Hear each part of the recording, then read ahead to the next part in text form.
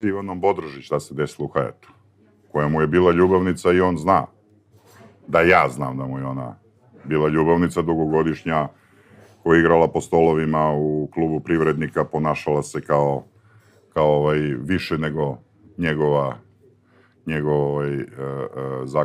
zakonita ili žena sa kojom živi. On je živao sa Ivanom Bodrožić u kući 200 metara dalje od porodične kuće i nemoj da se lažemo.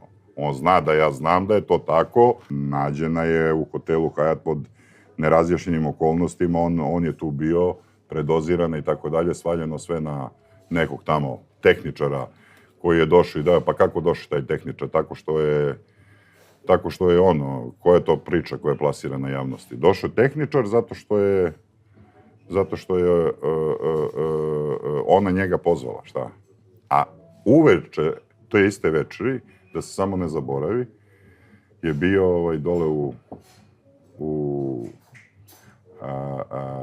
u hotelu Hajat, bila je zabava koju je napravila Svetlana Ražnatović.